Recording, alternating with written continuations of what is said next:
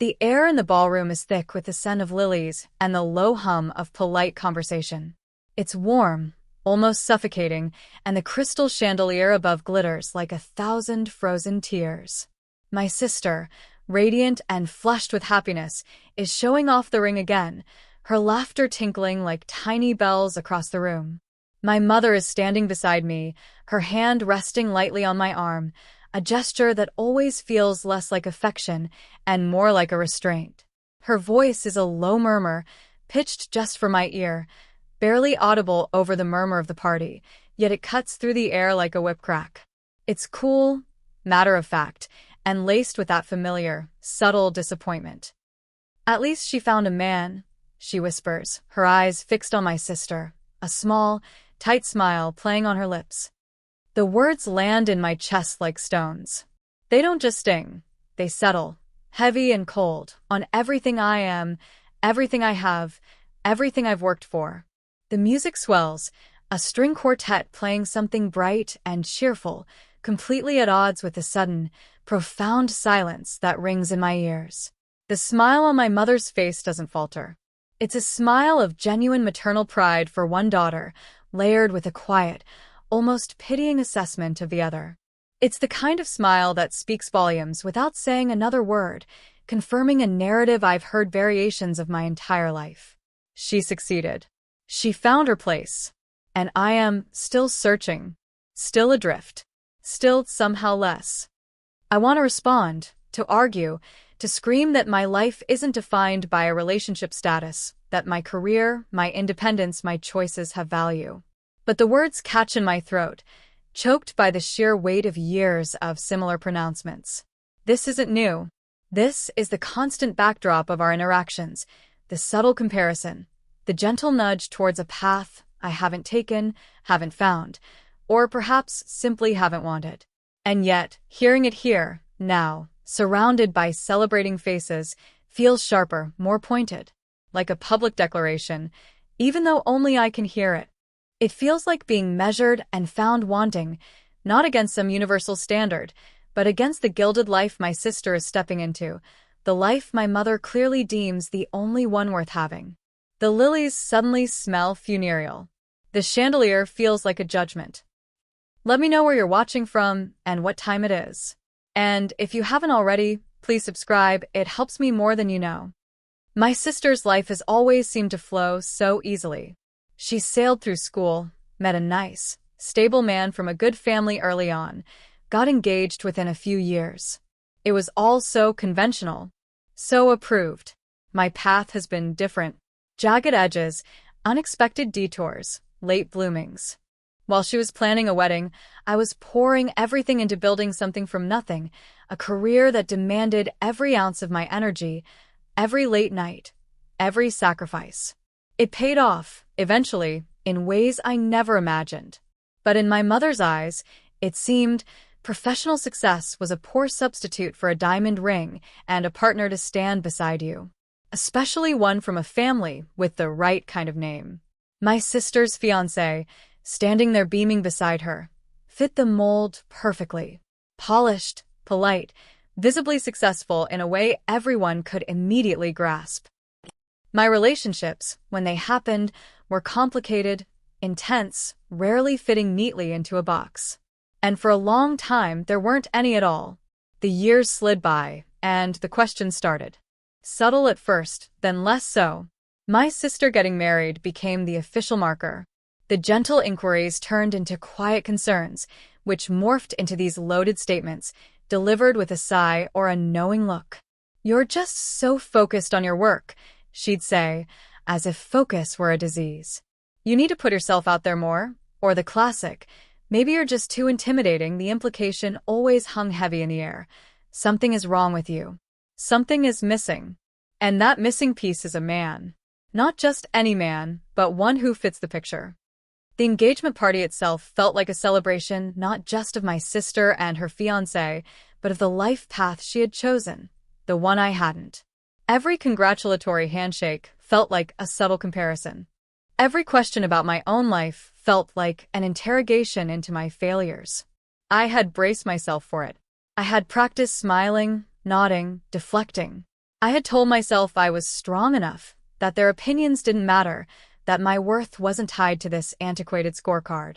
But hearing my mother say it, here, now, in this setting, felt like a definitive judgment handed down from the highest court of family approval. It stripped away the armor I had carefully constructed. I force a smile, a brittle thing I can feel cracking at the edges. She did. I managed to say, my voice sounding thin and reedy even to my own ears. I can't look at my mother. I stare at my sister's laughing face instead, trying to find genuine joy in her happiness, trying to believe my mother's words aren't a direct indictment of me. But they are. They always are. The hand on my arm tightens almost imperceptibly before she lets go. She moves away to greet another arriving guest, leaving me standing there in the middle of the opulent room, suddenly feeling acutely alone. The laughter around me seems to grow louder, mocking. The clinking of glasses sounds like tiny hammers chipping away at my resolve. I feel a wave of heat wash over me, followed by a chill that has nothing to do with the room temperature. My stomach churns. The air feels too thin to breathe. I need a moment. I need to escape the bright lights, the smiling faces, the crushing weight of expectation. I murmur an excuse to no one in particular and slip away from the main group, heading towards the periphery of the ballroom, seeking refuge in the quieter corners.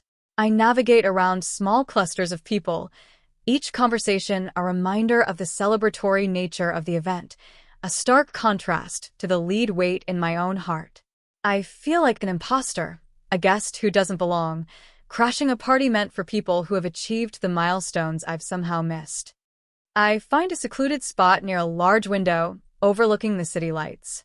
The view is spectacular, a glittering tapestry of light stretching out into the darkness. It should be breathtaking, but tonight it just feels vast and indifferent. I lean my forehead against the cool glass, trying to regulate my breathing. Inhale. Exhale. The words echo in my head. At least she found a man.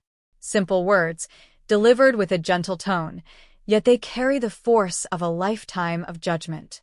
It's not just about finding a partner. It's about fulfilling a destiny she envisioned for me, one where my accomplishments are secondary to my marital status. It's about being seen as incomplete until I am chosen, claimed, validated by a man. And it hurts. God, it hurts. It hurts more than I let myself admit, even to myself. Because deep down, despite all my achievements, despite building a life I am fiercely proud of, a small, bruised part of me still craves their approval. Still longs to be seen as enough, just as I am. Still wants to hear a word of genuine, unqualified pride that isn't tinged with pity for my perceived lack of a conventional personal life. I close my eyes, trying to push the feeling away, to rebuild that crumbling wall of defense. I tell myself it doesn't matter. Her opinion is hers. It doesn't define me. I am successful. I am independent. I am happy in my own way. But the words have found a crack, a vulnerability I thought I had sealed long ago, and they are seeping in like poison. They whisper doubts I thought I had silenced. Maybe she's right. Maybe I am missing something fundamental. Maybe all this, my career, my freedom, my unconventional life, is just a consolation prize. The noise of the party seems to fade into a dull roar outside the bubble of my despair. I feel the familiar urge to flee, to just walk out the door and disappear into the city lights below. To escape the judgment, the comparisons, the feeling of being perpetually less than in the eyes of the people who are supposed to love me unconditionally. But running has never solved anything. It only postpones the inevitable confrontation with the feelings, with the reality of the situation. And tonight, for some reason, the thought of running feels particularly hollow. I stand there for a long time, anchored by the chill of the glass against my forehead, watching the distant lights blur and sharpen as my eyes well up. I refuse to let the tears fall, though. Not here. Not now. I won't give anyone the satisfaction of seeing me break, least of all myself. I take another shaky breath, trying to find solid ground beneath the emotional quicksand. This isn't just about tonight. This is about every comment, every subtle hint, every time my life choices have been quietly, gently, but firmly deemed inadequate. It's about the years of feeling like I was on a different path, a lesser path, because I didn't follow the blueprint. And it's about the slow, insidious way those judgments can chip away at your self-worth, making you question everything you thought you knew about yourself. I think about the conversations I've had with friends, people who see me for who I am, who celebrate my successes without qualification. They tell me I'm strong, independent, inspiring. Their words are a lifeline, a reminder that there are people who value me for my whole self, not just a checklist of societal expectations. But tonight, those voices feel distant, muffled by the immediate, piercing sting of my mother's whisper. I pull myself away from the window, forcing my shoulders back, trying to project a confidence I don't feel. I need to rejoin the party. I need to put the mask back on. I can't let anyone see the effect her words had, especially not her. The thought of facing her again, of meeting her gaze, knowing what she truly thinks, makes my chest feel tight. It's a peculiar kind of pain, this familiar ache of familial disappointment. It's woven into the fabric of my life, a pattern I've tried to unpick but never quite could. As I turn back towards the room, my eyes scan the crowd, trying to reorient myself. I see my sister, still surrounded by well-wishers. I see my father, looking proud and perhaps a little overwhelmed. And then I see him, standing near the entrance, talking quietly to a few people, his presence a calm, steady point in the swirling room. He catches my eye across the distance, and his expression changes. The polite smile he had for the people he was talking to softens, becomes something warmer, something only for me. He gives me a subtle nod, a silent question in his eyes. "Are you okay?" Seeing him feels like finding an anchor in the storm. He knows me, truly knows me, in a way that transcends these superficial judgments. He sees the driven, independent woman I am, and he loves that woman. He celebrates her. He doesn't compare me to anyone else. He doesn't measure my worth by outdated standards. He simply sees me, and in that moment, just seeing his face, his steady gaze, is enough to begin to mend the cracks the whisper created. It wasn't a sudden shift, this feeling of despair. It was a slow build throughout the evening, starting from the moment I walked in. Everything felt amplified. The elegance of the venue, the effortless grace of my sister and her fiancé, the easy flow of conversations that seemed to confirm everyone else's place in the world. I felt like a character in a play, missing my lines, standing awkwardly on the wrong mark. Every congratulatory hug for my sister felt like a spotlight shone on my own life, illuminating its perceived gaps. There was the great aunt who squeezed my hand a little too tightly and said, "You're next, dear, we hope," with a look that suggested it was less hope and more desperate plea. There was the cousin who asked, "Still single, huh?" "You're so pretty, I don't understand it," delivered with a kind smile, but the words still landed. There was the well-meaning family friend who recounted the story of how they met their spouse at a party just like this, a not-so-subtle suggestion that I should be actively scanning the room for potential candidates, rather than just existing. Each interaction added another layer to the weight I was carrying, a subtle reminder that I wasn't fitting the script. My mother's whisper was just the final, definitive blow, the articulation of the unspoken judgment that permeated the air.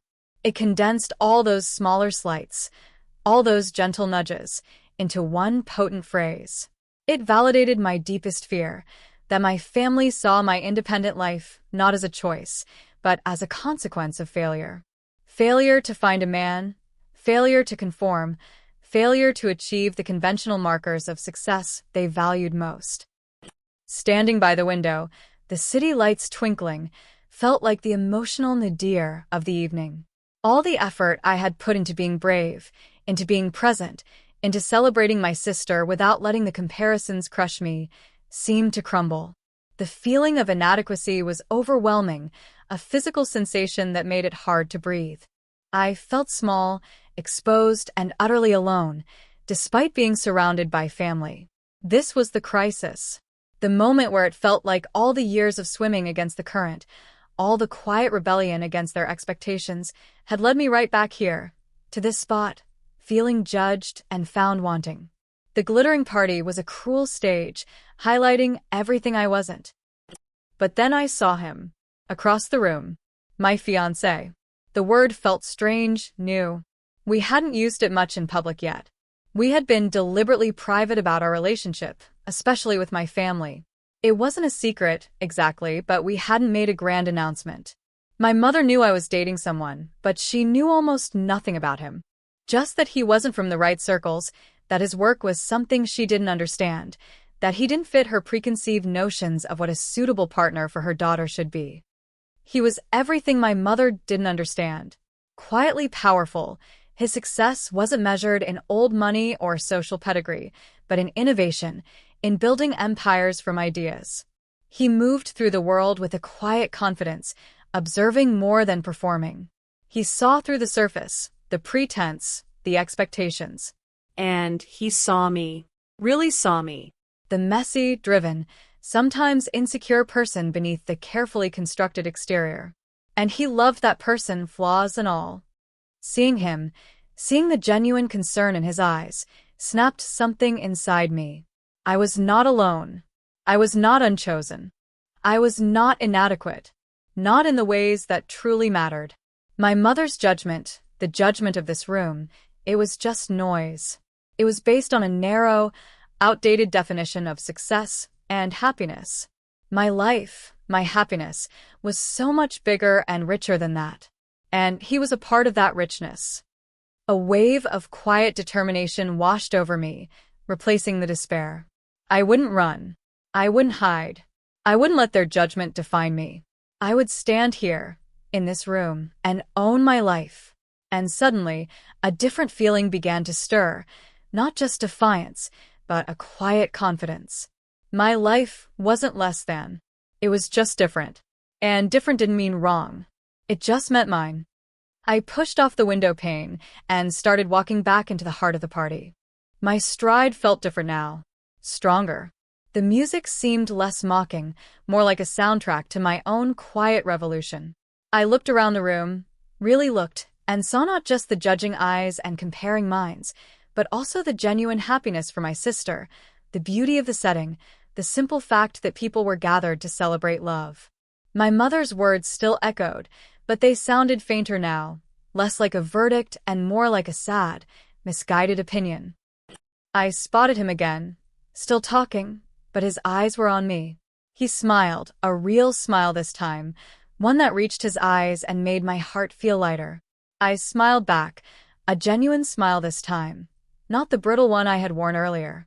There was a silent conversation between us across the crowded room. I saw. Are you okay? Yes. I am. I'm more than okay. He excused himself from the conversation he was in and started walking towards me. The world seemed to slow down as he moved through the crowd. People parted slightly to let him pass. His presence had a gravitational pull, quiet but undeniable.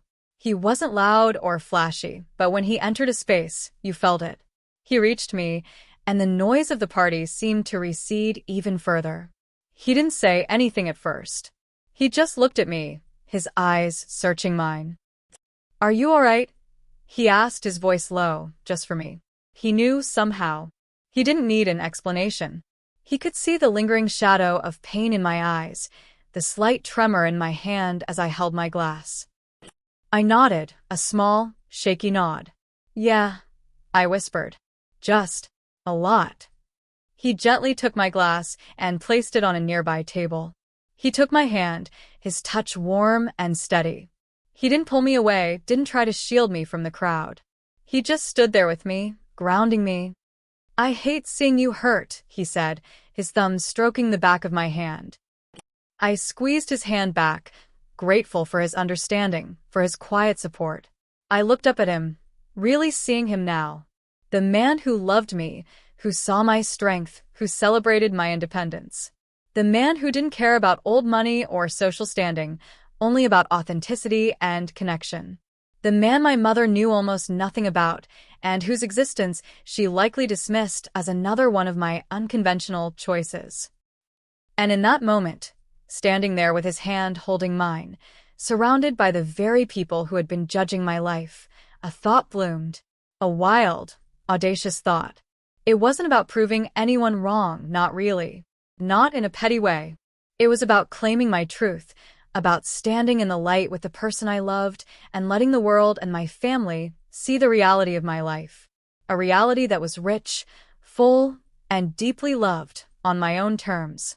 It was about showing them that my story wasn't tragic or incomplete, but simply mine. And it was beautiful. He was still looking at me, a question in his eyes. I didn't say anything about my mother's comment. It felt too small, too insignificant now. Instead, I just looked at him, really saw him, and felt a surge of something powerful, love, gratitude, and a quiet, unwavering certainty about our future. He smiled again, a slow, knowing smile, as if reading my thoughts. He turned slightly, just enough, so we were facing the center of the room, facing the crowd. He didn't let go of my hand. His other hand reached inside his jacket pocket. My breath hitched. We had talked about this, eventually. But not tonight. Not here. He pulled out a small, dark velvet box. The noise of the party, which had receded for our quiet conversation, seemed to swell and then, inexplicably, die down. It was as if the entire room sensed the shift in the atmosphere, the sudden, magnetic pull towards us. Conversations trailed off. Heads turned. My sister, mid-laugh, went silent. My mother, across the room, stopped talking and looked over, a curious expression on her face that quickly morphed into confusion, then something else, as she saw the box in his hand. He didn't get down on one knee. That wasn't his style. He simply stood there, holding my hand, holding the open box, the single stone inside catching the light of the chandelier above and sending a blinding shard of brilliance into the room. "I love you," he said, his voice clear and steady, loud enough for everyone nearby to hear. "More than anything." He paused, his gaze locked on mine. The silence in the room was absolute now. Every eye was on us. I could feel the weight of hundreds of stares, but they felt distant, like background noise. The only thing that mattered was him, his eyes, his words. "I don't want to spend another day without knowing that we're building a future together," he continued, his voice unwavering. "I know this isn't how we planned to tell everyone, but standing here tonight with you, it just feels right. It feels like the moment." He looked down at the ring, then back at me. His smile was tender, open, full of a love that felt like a physical presence in the quiet room. "Will you marry me?" he asked. The air in the room was thick, charged. The silence stretched, tense and electric. My heart was pounding so hard I thought everyone must hear it. I couldn't speak. Tears, held back moments before by the window, now streamed down my face, but these were different tears. Tears of shock, of overwhelming emotion, of a sudden, radical shift in reality. I looked at him, at the ring, at his earnest, loving face. Then, slowly, my gaze drifted past him, past the silent, stunned faces in the immediate vicinity, to find my mother. She was standing frozen, her mouth slightly agape. The smile she had worn moments before, the one filled with gentle judgment and quiet pity, was completely gone. Her eyes were wide, darting from my face, to his, to the ring, and back again. The color had drained from her face, leaving it pale and shocked. Her hand was pressed against her chest, almost exactly where she had rested it on my arm earlier. She wasn't just surprised, she was completely, utterly blindsided.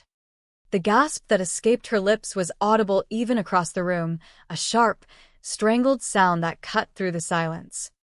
It wasn't just the proposal, it was who was proposing. The man she knew next to nothing about, the one whose significance in my life she had likely minimized. The man who, unbeknownst to her, was a force in his own right, a billionaire whose name, though not one of old money pedigree, commanded respect and recognition in a world she didn't understand. The sheer unexpectedness of it, the public nature, the contrast with the life she had just pitted me for not having, it hit her like a physical blow. I saw the moment of realization dawn on her face, The understanding that the daughter she had just dismissed as incomplete, as failing to find a man, was in fact deeply loved by a man who was offering her a future far grander, in its own way, than anything she had envisioned. The subtle comparison she had made earlier, "My sister found a man, at least," had just backfired spectacularly, revealing the profound depth and success of my own relationship, one she had been entirely unaware of the true extent of. I turned back to him, tears blurring my vision. I didn't need to say the words, not at first. I just nodded, vigorously, unable to stop the flood of emotion. "Yes," I choked out, my voice thick with tears and emotion. Yes. 1,000 times yes. A ripple went through the crowd. A collective exhale. Then applause broke out. It started tentatively, a few claps, then swelled into a roar. People surged forward, smiles replacing shocked expressions. My sister let out a little shriek and rushed towards me, tears in her own eyes, pulling me into a hug that felt genuine and warm, free from any hint of comparison. He carefully slid the ring onto my finger. It fit perfectly. It felt heavy real, a symbol of a love that had quietly grown and strengthened away from the spotlight, away from the expectations, away from the judgments. The next few minutes were a blur of congratulations, hugs, and exclamations of surprise. Everyone wanted to see the ring, wanted to hear how long we'd been together, wanted to know everything. It was overwhelming, joyous, and surreal. I was surrounded by people, but in the center of it all was him, his hand still holding mine, his presence a calm eye in the celebratory storm. Through the crowd, I caught glimpses of my mother. She was standing slightly apart now, still looking stunned. People were talking to her, but she seemed distant, nodding automatically, her eyes still darting towards me. There was no anger in her expression, not yet. Just disbelief, confusion, and perhaps, just maybe, a flicker of something akin to awe. The gentle pity she had felt for me moments ago had vanished, replaced by a sudden, stark confrontation with a reality she hadn't accounted for. I didn't go over to her immediately. I couldn't. The moment was too fragile, too overwhelming. I needed to ground myself in the reality of my engagement, in the love that had just been so publicly declared. I needed to savor the feeling of the ring on my finger, the weight of his hand in mine, the genuine joy of the people who were truly happy for me. When things finally settled down slightly, and we had a moment to ourselves in a quieter corner, I leaned my head against a shoulder. The noise of the party was still there, but it felt different now. Less threatening, more celebratory. "You didn't have to do that," I whispered. He held me closer. "Yes, I did," he said softly. "I saw you hurting." I saw her words land. "I wanted to show you and everyone else exactly how I feel about you. There's no judgment in my world. Only love." His words were the balm I needed. The public proposal hadn't been about vengeance, or about winning. Not entirely. It had been about declaration. A declaration of love. Yes, but also a declaration of my worth, of my life, on my own terms. It was about standing up, finally, to the quiet chorus of doubt and judgment that had followed me for so long, not with anger, but with the simple, irrefutable truth of my happiness. Later, much later, as the party began to wind down, I found my mother standing near the exit, talking to my father. My sister and her fiancé were saying goodbye to guests. My fiancé was momentarily pulled into a conversation about business, something that felt light years away from the emotional intensity of the last few hours. I walked over to her. She looked tired, still a little shaken. My father gave me a warm hug and congratulated me again, his voice genuinely happy. He had always been less conventional in his expectations than my mother, prouder of my professional achievements. My mother turned to me. Her eyes met mine. There was a complex mix of emotions on her face, residual shock, pride, a different kind than the one for my sister, perhaps mixed with embarrassment, and something that looked like regret. She didn't say anything at first. She just looked at the ring on my finger, then back at my face. The air between us was thick with unspoken words, with years of history, with the sharp memory of her whisper just hours before. I didn't bring it up. I didn't need to. The ring, my fiancé, the sheer scale of the life we were building together, it said everything that needed to be said. The victory wasn't in rubbing her face in it, but in knowing my own truth and having the strength to live it openly, even in the face of disapproval. He seems wonderful, she finally said, her voice quiet, almost hesitant. It was a concession, a small step. It wasn't an apology for her words, not explicitly, but it was an acknowledgement. An acknowledgement that she had been wrong, that she hadn't seen me, hadn't seen my life, for what it truly was.